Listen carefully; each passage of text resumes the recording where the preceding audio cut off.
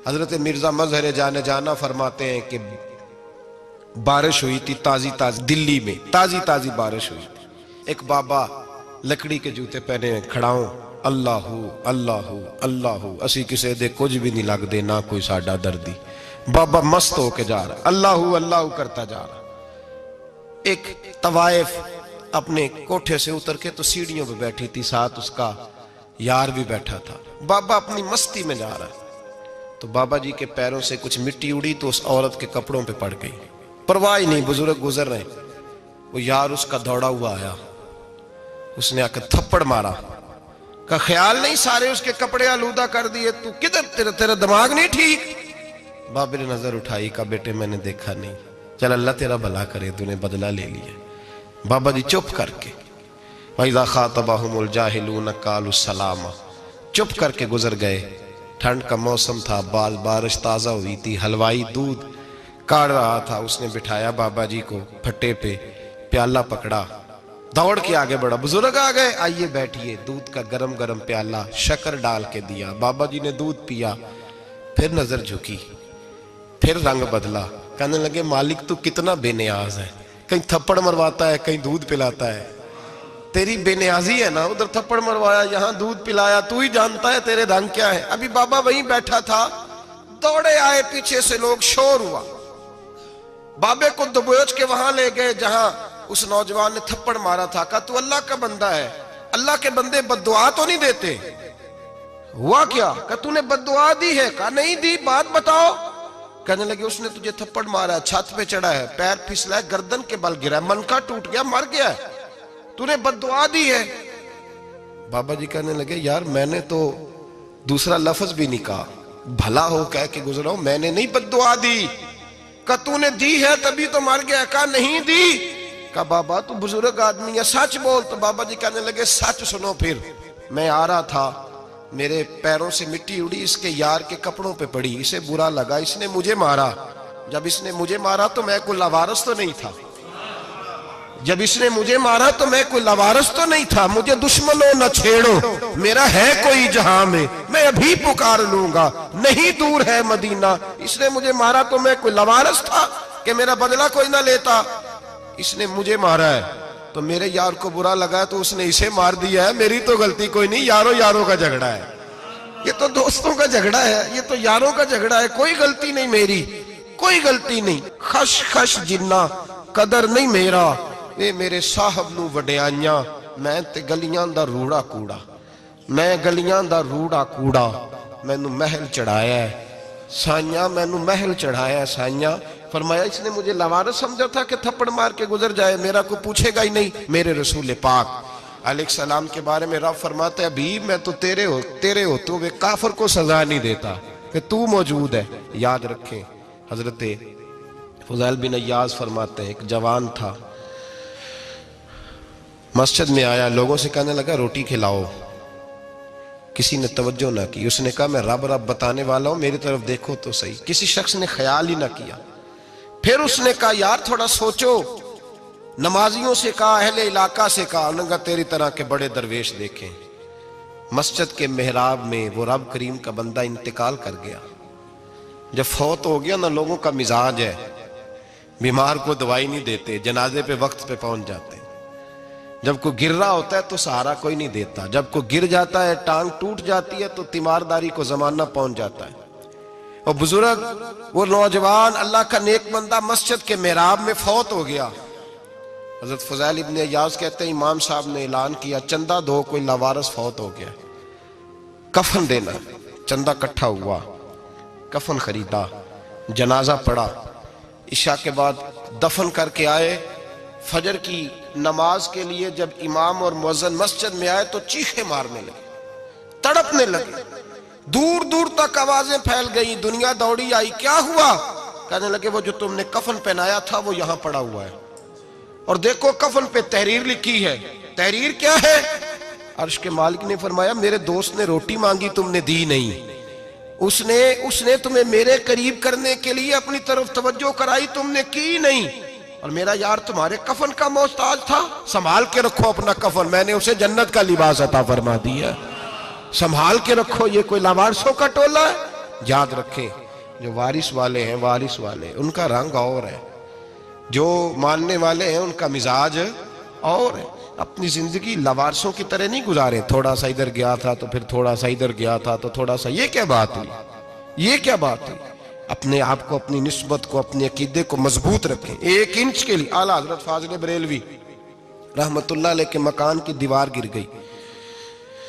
एक कोना मकान का, आप जानते हैं पुरानी दीवारें छोटी होती थी और बारिशों में अक्सर घरों की दीवारें गिरी हुई होती थी। एक साइड की दीवार गिर गई तो उस कोने में हिंदुओं का घर था। अब मिस्त्री साहब रात को आए, उनसे बात हुई तो कहने लगे सवेरे काम शुरू करूंगा। कहा 1-2 साहब ने कि हिंदुओं का घर साथ है और वो दुश्मन भी बड़े ज्यादा हैं, तो रात को ही हो जाए। कहने लगा जी नहीं, मेरी मजबूरी है, मजदूर कहाँ से लाऊंगा, बड़े मामलात हैं, सवेरे शुरू होगी। अब रात को मौलाना जफरुद्दीन बिहारी अलैहि रहमा कहते हैं बच्चे मदरसे के, बाकी सारे लोग, सबको जमा किया गया, चूंकि उस तरफ से थोड़ा खतरा था हिंदुओं की जानिब से। कहा जनाब ये बड़े दुश्मन है इस्लाम के, तो इस तरह करो कि 2-3 बच्चों की ड्यूटी लगाएं या कुछ लोगों की यहाँ रात को पहरा दिया जाए। ठंड भी बड़ी ज्यादा थी, खड़ा होना भी मुश्किल था।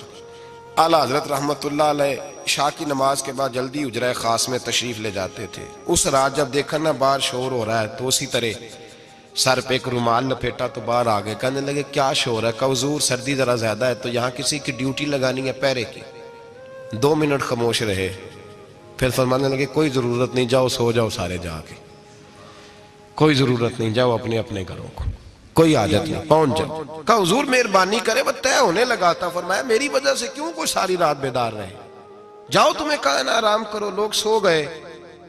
सुबह फजर की नमाज पढ़ के आला हजरत रहमतुल्लाह ताला अलैह जब सीढ़ियां उतर रहे थे रजा मस्जिद की, तो वो जिस हिंदू की जानिब से ज्यादा खतरा था वो सीढ़ियों पे बैठा था, मस्जिद की सीढ़ियों पे।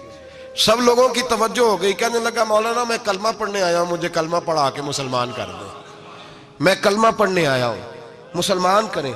लोगों की तवज्जो, आला फरमाने लगे नहीं अभी तो इंतजार कर, थोड़ी देर के, अच्छी तरह सोच ले, जज्बाती फैसला ना कर, जो तू आ रहा है।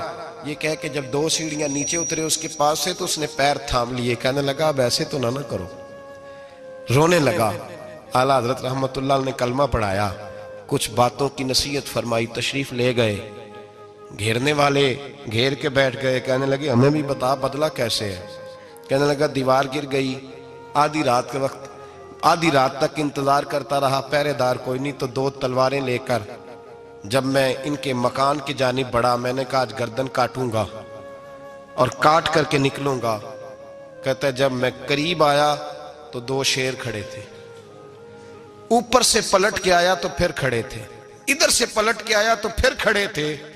फरमाते हैं मैं 2 घंटे के बाद आया तो फिर पलट के खड़े थे, मैं फिर 1 घंटे के बाद आया, शहरी का वक्त हो गया तो फिर पलट के खड़े थे। अब मैं डर के भागा। कहते फाजिल बरेलवी ने अपनी खिड़की से मुंह बाहर निकाला। कहने लगे और कितना तजर्बा करेगा, मुझे तू लावारिस समझता है? लावारिस हूं मैं, और कितना तजर्बा करेगा, बस कर मान जा। मैंने कहा हुजूर ये कौन है, मुझे बताइए तो सही ये कौन है। तो कहने लगे मैंने सारी जिंदगी रसूलुल्लाह की अजमत का दिफा किया है, सारी जिंदगी गौसे आजम के नारे लगाए हैं। अभी तो ये मदद सिर्फ गौस पाक जलानी की भेजी हुई है, अभी तो गौसे आजम की भेजी हुई मदद है। मौला अली अभी पीछे हैं, 2 जहां के महबूब अभी इससे पीछे हैं, वो तो अभी पीछे हैं, पीछे खड़े हैं कि जरूरत पड़ी तो हम भी तैयार बैठे हैं। ओ भाई आज रिवाज हो गया, रिवाज। मैंने 2-4 दिन पहले भी कहा था, लोग कहते हैं नहीं कोई नहीं जरूरत, सामने सारा कुछ नजर आ रहा है। ओ खुदा के बंदो याद रखो, निस्बत है बड़ी चीज, जाने तगो दो में। अगर किसी को निस्बत मुयस्सर आ गई ना, निस्बत, खाली दामन ही मिल गया, तेरे हाथ में कुछ है तो होनी चाहिए ना, खाली दामन ही तुझे किसी का मुयस्सर आ गया तो तू बच गया। अपनी निस्बतों की हिफाजत करें, इनको मजबूत करें, इन पर मेहनत करें, इन पर तवज्जो रखें। ये निस्बत जो होती है ना, निस्बत, ये देखे ना एक गत्ता है, आम किताब को लगा हुआ है तो जहां मर्जी रख दो, उसकी कोई कदर नहीं। लेकिन जो गत्ता कुरान मजीद को लग गया है उसको बगैर वजू छूना जायज है। एक पट्टे पे ईंट बनी है जो बाथरूम में लग गई, वहां बगैर जूते के जाया नहीं जा सकता, और जो मस्जिद में लग गई वहां जूते पहन के जाया नहीं जा सकता। ये निस्बत है बड़ी चीज।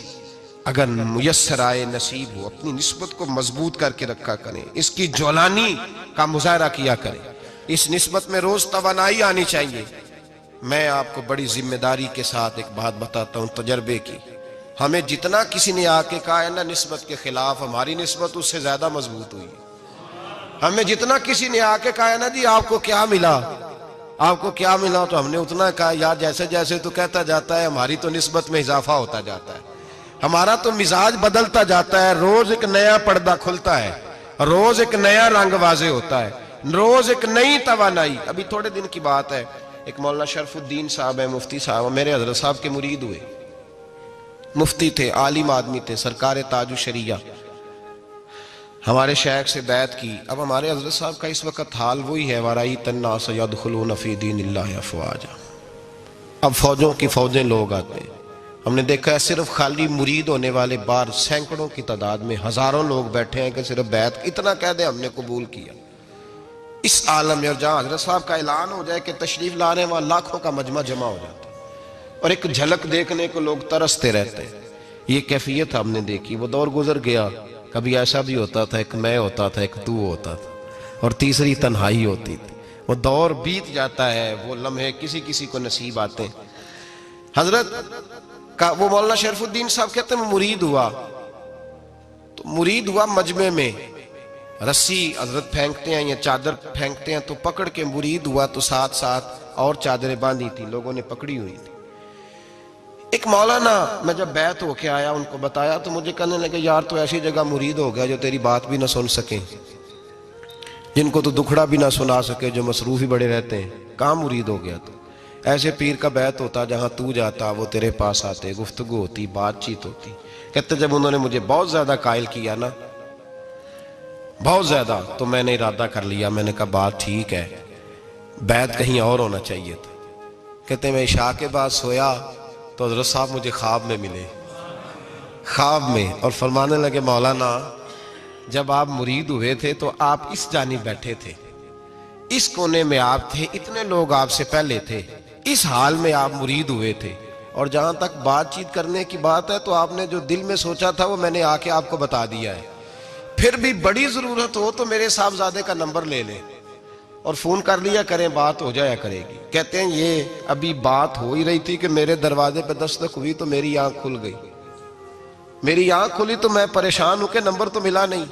एक इंजीनियर साहब मेरे मोहल्ले में रहते थे, फरमाते हैं वो शाम को मेरे पास आए और कहने लगे मौलाना सुना है आप हजरत मुफ्ती अख्तर रजा साहब से मुरीद हो गए। मैंने कहा, तो कहने लगे मैं उनके मदरसे में काम करके आया हूँ, मेरे पास उनके बेटे का नंबर है, चाहिए आपको? नंबर है चाहिए? कहते हैं नंबर मुझे वो शाम को घर आके दे गए।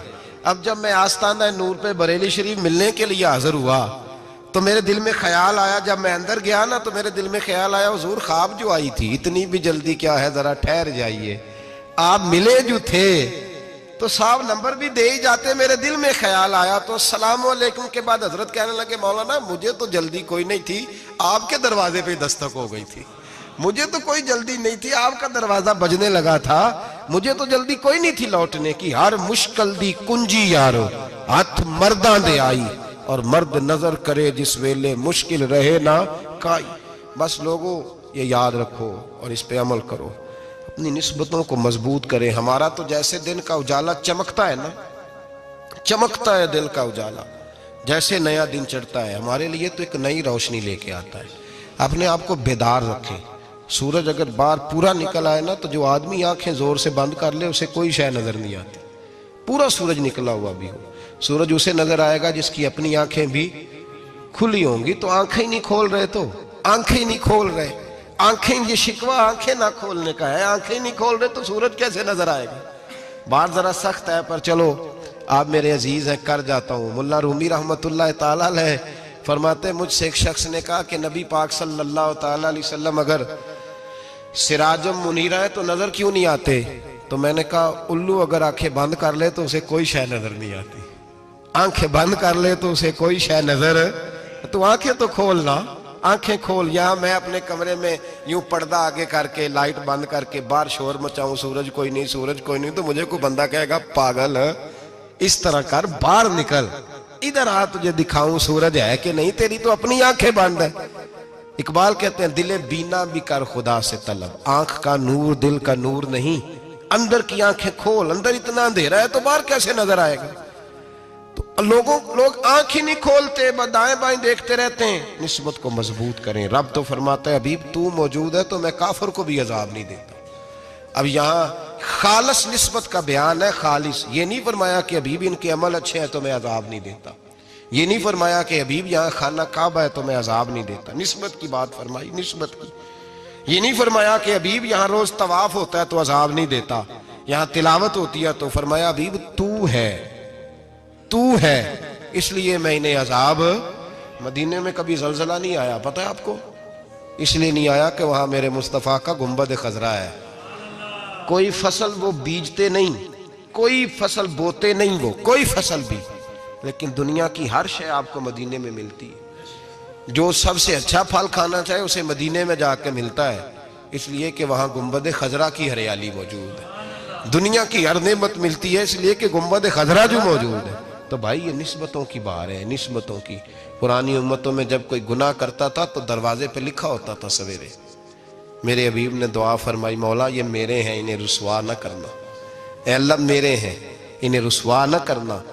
तो मेरे भाई सुन लो और याद रख लो, लाखों पाप भी लोग करके आए, सवेरे मुंह धो के निकल आए तो अर्श का मालिक रुसवा नहीं करता, बल्कि कहता है तू मेरे दामन में छुप जा, अंदर जाके जहां गुनाह किया है वहां जाके दिल से सच्ची तौबा कर ले, मैं कयामत में भी किसी को नहीं बताऊंगा कि तूने गुनाह किया। तो बरकत किसकी है? रसूल पाक की। ये बरकत किसकी है? हबीब दो आलम की सल्लल्लाहु। गुलामी का रिश्ता मजबूत करें, गुलामी का। वारस वाले बने, लवारस ना बने। लवारसों जैसी जिंदगी ना गुजारे, जहां मर्जी चले गए, जहां मर्जी छुट्टियां कर रहे, जितने मर्जी टाइम बिताए, जो मर्जी तबीयत में आया करते फिरे, पता ही कोई नहीं, हाल ही कोई नहीं, ये कोई कैफियत नहीं है कोई भी। मुझे एक साहब कहने लगे कि एक पीर भाई पूछ रहा था हजरत साहब का हाल क्या है। मैंने आज के बाद उसने तुझसे पूछा तो बिल्कुल ना बताना। वो कैसा बेटा है, वो कैसा बेटा है जो पड़ोसियों से दाएं बाएं लोगों से हाल पूछता है, उसे पता ही नहीं, उसे खबर ही नहीं, उसे तो लम्हे लम्हे की खबर होनी चाहिए, उसे तो मिनट मिनट का पता होना चाहिए था। वो उसने किस तरह की निस्बत रखी हुई है जिसको हम सायों से पूछने पड़ता है जरा पता करके बताना हाल क्या है। तू किधर था भाई, इतनी देर हो गई, तूने हाल भी किसी और से पता कराना है। मैंने कहा उसको कहना आज के बाद हाल पूछना हुआ तो खत लिखे, मैं भी जवाब लिख दूंगा, बात खत्म हो गई। जब दूर दूर जो रहना है तो ठीक है, फिर इस तरह ना तो खुदा है ना मेरा इश्क फरिश्तों जैसा, दोनों इंसान है तो फिर क्यों इतने हिजाबों में मिले। और उसने कहा था अब कि हम बिछड़े तो शायद कभी ख्वाबों में मिले, जैसे सूखे हुए फूल किताबों में मिले। ऐसा काम ना करें कि वो अंदाज ही बदल जाए, अपने आप को, अपनी निस्बतों को मजबूत करें।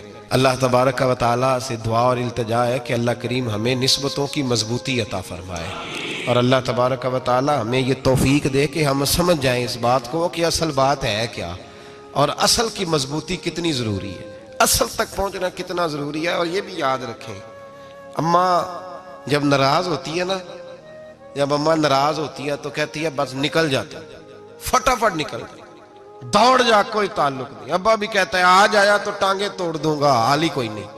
और वही बेटा जाके 2 मिनट पैरों में बैठता है, कहता है अम्मा तुझे पता ही नहीं मैं कितनी टेंशन में था। तो वही अम्मा बाहर निकल के पहले बढ़ के मार रही होती है, हद कर दूंगी, फिर वही अम्मा कहती है बड़ा परेशान है बेचारा। ये कैफियत है, अपने आप को सही करें, अपनी निस्बतों को मजबूत करें, अहकामात पे अमल करें, महबूब की गुलामी तगड़ी करें। ये जो सुस्तियाँ हैं, कोताहियाँ, इनको दूर करें। जिंदगी का लुत्फ आता ही तब है जब आप पूरे तौर पर अपने आप को चाको चौबंद करते हैं। अगर थोड़ा कर लिया, थोड़ा छोड़ दिया, 1 पढ़ ली, 3 रह गई, 3 पढ़ ली, 2 रह गई, ये लुत्फ नहीं है, ये जायका नहीं है। अपने आप को मजबूत करें और पूरा मजबूत करें, पूरी अपने अंदर जो है वो जौलानी निस्बत की पैदा करें। बस ये दुआ करें अल्लाह जब तक जिंदा रखे गुलामी में रखे, और मारे तो गुलामों जैसी मौत अता फरमाए।